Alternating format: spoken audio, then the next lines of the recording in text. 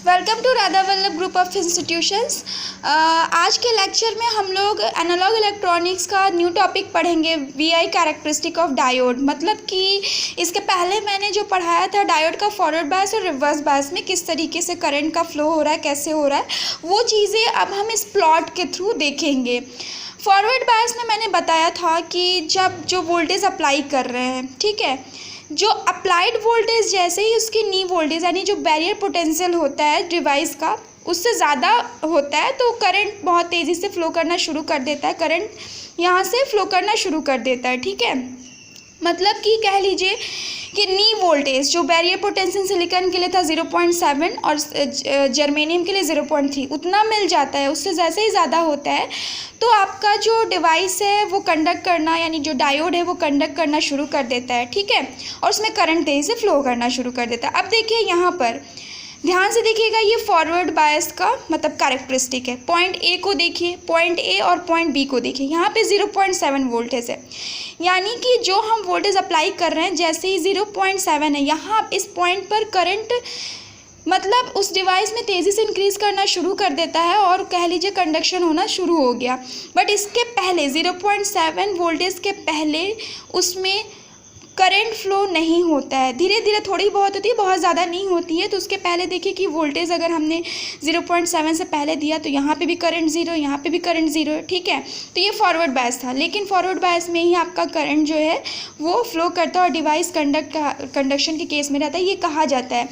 अब ये देखिए रिवर्स बायस की अगर हम बात करें तो रिवर्स बायस में मैंने बताया था उस समय भी, जब पी टाइप को बैटरी के नेगेटिव टर्मिनल से कनेक्ट किया जाता है और एन टाइप को बैटरी के पॉजिटिव टर्मिनल से कनेक्ट किया जाता है तो जो डिप्लीशन लेयर होती है उसकी विड्थ तो काफ़ी चौड़ी हो जाती है। मतलब मेजॉरिटी कैरियर के कारण करंट उसमें फ्लो नहीं होता है, लेकिन फिर भी दोनों मतलब पी और एन में जो माइनॉरिटी कैरियर होते हैं उसके कारण थोड़ा बहुत लीकेज करंट फ्लो होता रहता है। ये देखिए मैंने लीकेज करंट को यहाँ पे शो करा हुआ है जिसको आई नॉट से दिखाया है। ठीक है, इसको रिवर्स सैचुरेशन करंट कहते हैं। अब जब डायोड आपका रिवर्स बायस में होता है और अप्लाइड वोल्टेज अगर हम बढ़ाते चले जाते हैं तो एक सिचुएशन ऐसा आता है कि उसमें एवलांचे ब्रेकडाउन हो जाता है, जिसे मैंने VZ से शो किया हुआ है।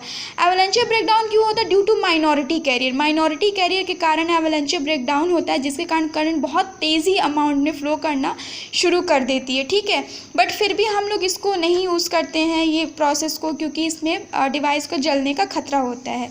तो ये चीज़ें थी, मैंने VI कैरेक्टरिस्टिक के थ्रू प्लॉट कर दिया। फॉरवर्ड बायस में तो डायोड आपका सेफ़ है क्योंकि उसमें ब्रेकडाउन कराने की ज़रूरत नहीं होती है, उसमें थोड़ा ही 0.7 ही वोल्ट मिला जो उसका नी वोल्टेज है, उस पर आपका डिवाइस ऑपरेट हो गया, डायोड ऑपरेट हो गया और करंट उसमें कंडक्शन होना शुरू हो गया। ठीक है, अब हम लोग देखेंगे next topic, current voltage relationship of diode. Diode का करंट और वोल्टेज रिलेशनशिप क्या होता है? I is equals to I naught e to the power q V upon n k T minus 1। अब ये इक्वेशन कहाँ से आपके सिलेबस में नहीं है इसलिए नहीं पढ़ना है, बस ये आप इक्वेशंस देख लो क्योंकि इस पर न्यूमेरिकल्स आते रहते हैं। I is equals to diode current ampere में, आई नॉट की बात करें तो ये रिवर्स सैचुरेशन करंट होता है। ठीक है, और अगर हम इसे में V की बात कर लें तो डायोड पर जो अप्लाइड वोल्टेज है वो है Q, चार्ज है जिसकी वैल्यू 1.6 मल्टीप्लाइड 10⁻⁻19 कूलम होता है। K की बात करें तो वोल्टजमैन कांस्टेंट जिसकी वैल्यू 1.38 मल्टीप्लाइड 10⁻23 जूल पर होते हैं। ठीक है, तो ये तो मतलब कि वैल्यू दे रखी है, वो चीज़ें दे रखी गई हैं जो इसमें डिनोट की गई हैं। ठीक है, अब नेक्स्ट टॉपिक हम लोग पढ़ेंगे static resistance and dynamic resistance of diode. मतलब स्थैतिक प्रतिरोध या फिर कह लीजिए गतिज प्रतिरोध डायोड का क्या होता है। तो सबसे पहले हम लोग स्टैटिक रेजिस्टेंस के बारे में देखेंगे जिसे हम RDC से भी शो करते हैं, इसको आप DC प्रतिरोध भी कहते हो। तो ये क्या होता है? जब किसी डायोड में स्टडी DC करंट फ्लो होती है तब उसके रेजिस्टेंस को स्टैटिक रेजिस्टेंस कहते हैं, इसे RDC से डिनोट करते हैं।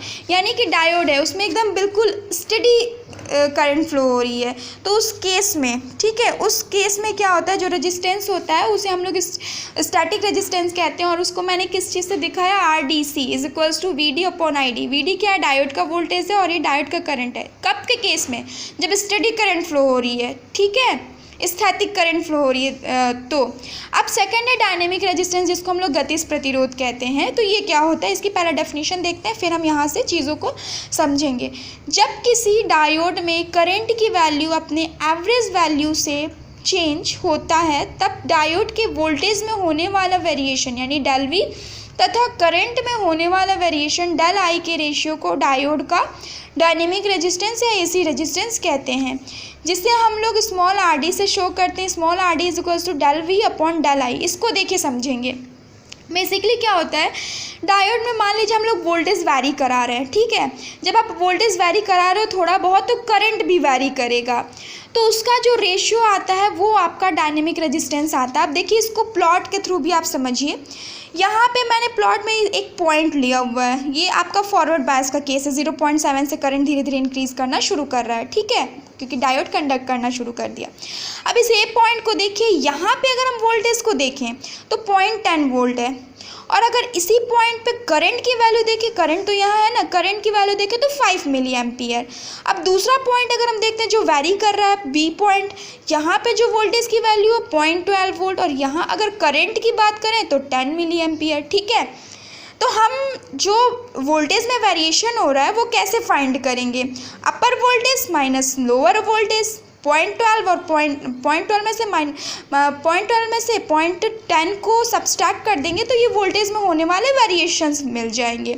अब इसी तरीके से करंट में जो होने वाला वेरिएशन उसको फाइंड करना है, तो वही चीज़ है कि यहाँ पे जो अपर वोल्टेज है 10 वोल्ट और लोअर वोल्टेज को सब्सट्रैक्ट कर देंगे। देखिए R D is equals to 0.12 minus 0.10 upon 10.5, 10 minus 5। अब ये तो मिली एम्पियर में करंट की वैल्यू है, तो मिली एम्पियर को एम्पियर में कन्वर्ट करके जो रेंज आती है वो 40 ओम के करीब आती है, ठीक है। तो टोटली मिला करके ये जो रेजिस्टेंस आ रही है कैसी आ रही है, ये डायनेमिक रेजिस्टेंस मिल रही है। तो इसको, इस चीज़ को ध्यान से पढ़िएगा क्योंकि इस पर भी न्यूमेरिकल्स आते हैं। नेक्स्ट हम लोग पढ़ेंगे जो डायोड में एक टर्म आता है जिसे हम लोग पिक इनवर्स वोल्टेज PIV से शो करते हैं। इसको हिंदी में आप कहते हो शिखर उत्क्रम वोल्टेज। तो होता क्या है, देखिए पिक इनवर्स वोल्टेज डायोड की रिवर्स बायस में वह मैक्सिमम वोल्टेज होती है जो बिना जंक्शन को ब्रेक डाउन किए जंक्शन पर अप्लाई की जा सकती है, ठीक है। पिक इनवर्स वोल्टेज डायोड की रिवर्स बायस में, यानी कि जो रिवर्स बायस में हम मैक्सिमम वोल्टेज अप्लाई करते हैं, तो अभी जंक्शन ब्रेक डाउन नहीं हुआ है, ठीक है। तो वो जो जंक्शन को ब्रेक डाउन किए बिना हम अप्लाई करते हैं तो वो आपका क्या होता है, पिक इनवर्स वोल्टेज होता है। ये एक डेफिनेशन है, इसको पढ़ लीजिए। नेक्स्ट हम लोग पढ़ेंगे diode equivalent circuit of practical diode. Diode equivalent circuit हम पढ़ेंगे, लेकिन इससे पहले थोड़ा सा हम लोग आइडियल डायोड की बात करें। देखिए आइडियल डायोड में क्या होता है, ये आपका आइडियल डायोड है, P टाइप है और N टाइप है, ठीक है। ये आपके क्या है, P और ये आपका N, ठीक है।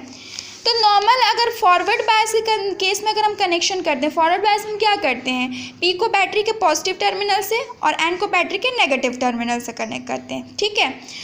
तो उसमें क्या होता है कि जो जंक्शन होता है, जंक्शंस के पास जो डिप्लीशन लेयर होती है वो बहुत पतली होती है और आराम से मेजॉरिटी कैरियर जंक्शन को क्रॉस करने लगते हैं, जिसके कारण करंट फ्लो होने लगता है, और वो कंडीशन आपकी शॉर्ट सर्किट कहलाती है। क्योंकि अब क्या हो गया भाई, ये आपका इसमें करंट फ्लो होने लगा, कंडक्शन होने लगा, तो शॉर्ट सर्किट हो गया। तो ये आपका शॉर्ट सर्किट का केस दिखाया गया फॉरवर्ड बायस में। अब रिवर्स बायस की बात करें तो रिवर्स बायस में क्या करते थे, P को बैटरी के नेगेटिव टर्मिनल से और N को बैटरी के पॉजिटिव टर्मिनल से कनेक्ट करते थे। तो उस केस में जो डायोड था वो ओपन सर्किट की तरह बिहेव करता था क्योंकि करंट नहीं फ्लो होती थी। ये आइडियल डायोड की बात है, ठीक है। और अगर कैरेक्टरिस्टिक को देखें तो देखिए आइडियल डायोड का कैरेक्टरिस्टिक ऐसे होता है कि जीरो इतना ही स्टार्टिंग में हमने वोल्टेज अप्लाई किया ही फॉरवर्ड बायस का, तो करंट क्या हो गया, यहाँ से इंक्रीज़ करना शुरू कर दिया। ये देखिए करंट दिखाया है। और रिवर्स बायस के केस में आपका करंट ज़ीरो होता है, चाहे हम वोल्टेज कितना भी बढ़ा दें। ये आइडियल डायोड का केस है। बट क्या कोई चीज़ आइडियल होती है? नहीं, कोई भी चीज़ आइडियल नहीं होती है, क्योंकि इसमें कुछ प्रैक्टिकल डायोड को अगर हम देखेंगे तो इससे थोड़ी कहानी अलग होती है। शॉर्ट सर्किट होगा, ओपन सर्किट ठीक है, लेकिन यहाँ पे देखिए प्रैक्टिकल डायोड में क्या होगा वो देखते हैं। क्योंकि प्रैक्टिकल डायोड पे जब हम आते हैं तो ये भी तो हम कैलकुलेट करेंगे कि उसके कुछ टर्मिनल वोल्टेज होंगे, उसके कुछ इंटरनल रेजिस्टेंस होंगे, तो उसके कारण क्या इफेक्ट होता है वो चीज़ हम देखेंगे। तो ये देखिए प्रैक्टिकल डायोड के आप इस डायोड के टर्मिनल अपने वोल्टेज होते हैं, जिसे हम लोग बैरियर पोटेंशियल का नाम कहते थे, नी वोल्टेज कहते थे, जब मैंने फॉरवर्ड बायस पढ़ाया था, तो फॉरवर्ड बायस, रिवर्स बायस, और इसके कुछ इंटरनल रेजिस्टेंस है और RF से मैंने शो किया हुआ है, ठीक है। इस इंटरनल रेजिस्टेंस को मैंने RF से शो करा हुआ है, इसका जो डायोड का है, ठीक है।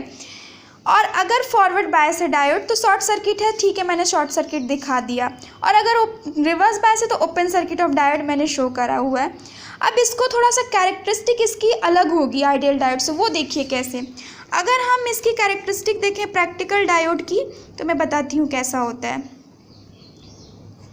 ये देखिए, यहाँ पे मान लीजिए आपका ये VF हो गया, IF है, ये माइनस V, ये आपका VR हो गया और ये आपका IR हो गया। तो VF के केस में स्टार्टिंग में जब हम वोल्टेज अप्लाई कर रहे हैं तो स्टार्टिंग में करंट नहीं फ्लो होता है। क्यों? क्योंकि जो अप्लाई वोल्टेज है जब तक उसका टर्मिनल वोल्टेज यानी जो नी वोल्टेज है उतना नहीं होगा, उससे ज़्यादा नहीं होगा, तब तक उसमें करंट नहीं। इस पॉइंट को आकर के आप ध्यान से देखिएगा, ये आपका 0.7 हो गया, ठीक है।